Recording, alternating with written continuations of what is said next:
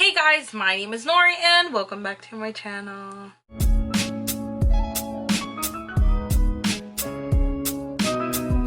Today we are going to be doing my favorite winter reads. Now I have my phone with me and obviously I'm gonna put the picture up there so you guys can be a part of this, but winter actually starts from December 22nd through March 19th, and now it is April and I can't really tell the seasons because it's Florida and Florida only has one season and that is hot, so we don't really have seasons changing up anything. It's always hot in Florida. It's ridiculous.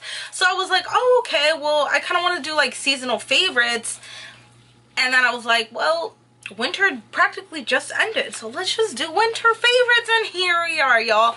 So I have 5 honorable mentions and I have 5 standout reads for this year. Now this year I've already read around like 36 books, which is fantastic, and I picked out 5 of the books that have really stood out to me this year, and I have 5 honorable mentions. So let's get started. Alright, in no particular order because I really liked every single book that I'm about to mention here, so I highly recommend that you pick them up. The first honorable mention, it is Tessa Bailey's with Love Her or Lose Her. This is a second chance romance between an already established couple. They're already married, so if you like romance, check this out. The second honorable mention, it is Queenie by Candace Carty Williams, and this follows Queenie, and she is a 25-year-old Jamaican female living in London, and this is her story of how she deals with severe mental health problems. So this is a tough read, but I love this book and highly suggest that you pick this up. The third honorable mention, it is A Darker Shade of Magic by V.E. Schwab. I am so late on this train, but here we are. This is an adult or a new adult fantasy. Follows 2 characters traveling between different Londons. There's an intricate magic system. There is a hilarious banter between these 2, and there is epic battles here. If you love fantasy and you have not read this book, pick it up. The fourth honorable mention, it is My Sister the Serial Killer by Oyinka Braithwaite, and this follows 2 sisters. One of them is the older sister. She's very educated, and the other one, the younger sister, is a serial killer. So the older sister has to take responsibility for her younger sister's action, and it takes quite a turn.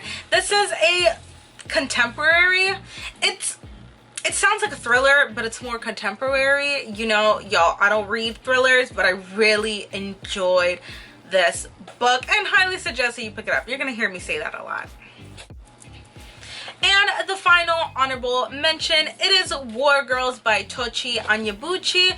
Y'all, I think about this book constantly. This book was so good, and it follows 2 sisters who are torn apart by war in a sci-fi dystopian Black Panther-esque inspired world.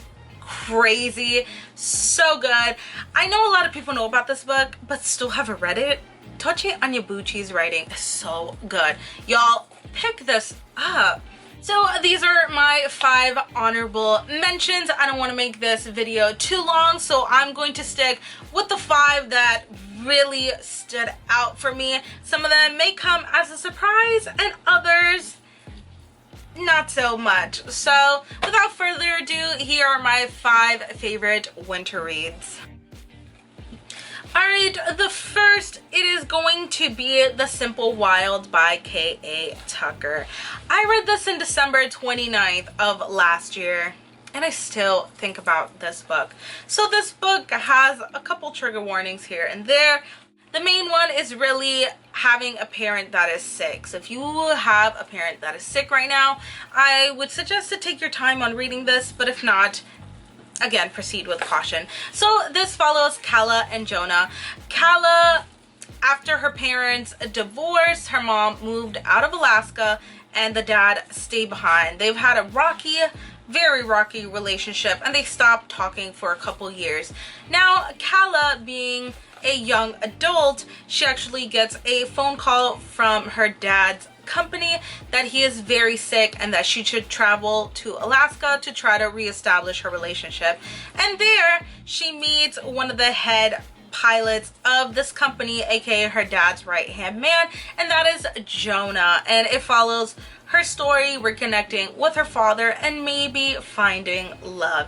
Y'all, this book came out of the nowhere for me. Like, a lot of romance reviewers really love this book, and I didn't pick it up. I don't know why, but I decided to pick it up and I got swept away. Let me tell you, this is by far the best hate to love banter that I have read till this day, y'all. Oh my god.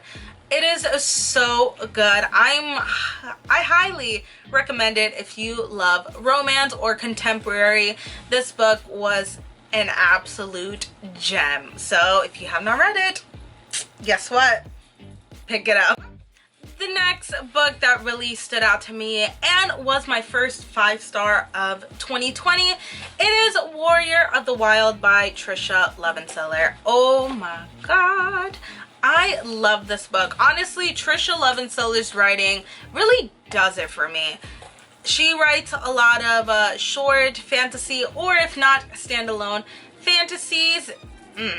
So good. I highly recommend all of her books because honestly, they're a really good time. So this follows Razmira, and Razmira is the chief's daughter in her tribe. Now, in order to become the ultimate warrior and become part of the fighters in this community, she has to pass a test. Now, somehow, which I'm not going to spoil, she fails this test and gets casted out. Now, in order to go back to her community, she has to do this trial. Because she is the chief's daughter, her trial is nearly impossible, which is to kill a god. And we follow her in exile, and we meet new characters, and we get to see if she actually completes this trial or die trying. Y'all, this book was an adventure. I had such a great time, and I cannot recommend it enough. I dare say that this is very underrated because a lot of people have not read this book, and if you love standalone fantasies, I am telling you, this is the one. Next, we have An Enchantment of Ravens by Margaret Rogerson. Again, I'm late to this train because a lot of people have loved this book and raved about it, and I didn't decide to pick it up till 2020, and surprise, I loved it. This follows Isabel, and Isabel is one of the most skilled painters that is in this world. She does a lot of portraits, and this world is mixed up in with the Fae. Now, the Fae cannot do anything that includes craft. Even the simplest cooking, painting, there's certain things that they cannot do. So they come to the humans to get art, to get photos, to get painted. And word spreads around to the Autumn King, and he asks her to do a portrait.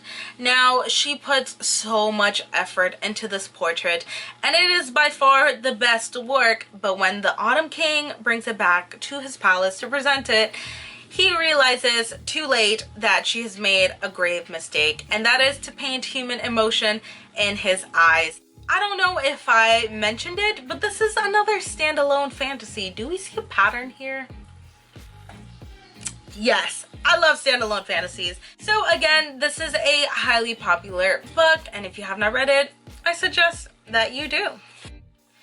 The next book that we have, it is Pet by Akwaeke Emezi, and oh my god, this book is so short, but it packs such a punch. I have not stopped thinking about this book since I've read it, and I have recommended this book nonstop on Twitter. So this follows Jam, and in Jam's world, there are no monsters, aka bad people. They've all been eliminated, and this town, Lucille, is safe. But Jam's mom is a painter, and she likes to have her space. She has a room dedicated to her painting. And when Jam goes into her mother's room and sees this painting with a horrendous creature, she kind of gets creeped out. But it gets worse. This gigantic creature jumps out from that painting and talks to Jam and tells her there's a monster living amongst you guys. And what makes it worse is the monster is in Jam's best friend's house. His name is Redemption, and this book takes and this book is one heck of a journey, y'all. So pretty much the main thing about this book is that monsters are not always loud and visible. They can also be the quietest and unsuspecting people, and it talks a lot. And this book is a lot, but wow. The writing, the message, the characters, honestly, this book blew my mind away. And I keep rambling, but honestly, pick this book up. I'm serious. It is so good. The next book that we have was such a treat, and that is Tweet You by Emma Lord. I'm pretty sure that a lot of people have heard about this book, and with good reason. This book is a YA rom-com that follows Jack and Pepper, and both go to this prestige private school in New York, and both of these two characters, their family owns some kind of food restaurant. Jack owns the family sandwich shop, and they are known for their sandwiches and their desserts. And then we have Pepper, and Pepper's family owns this gigantic franchise of burger restaurants. These two lives collide when Pepper's mother decides to release this sandwich that apparently is Jack's family recipe. So these two characters decide to fight it out on a Twitter war, and it gets crazy, and it is so much fun. It is so cute. Oh my god, I had such a great time reading this. I was giggling, I was laughing, I was shocked. I was like, oh my god. I devoured this book, and obviously Pepper and then Jack, Pepper Jack, one of my favorite cheeses besides Colby Jack. That's just, I'm throwing out random facts about me, but this book was so good, and I highly suggest that you pick this up. Alright y'all, and that is all for my favorite winter reads. Let me know down below if you have read any of these books, if you like them, love them, or even dislike them. It's okay, let's have a conversation in the comments down below. Again, thank you so much for watching my channel, and I will see you next time. Bye!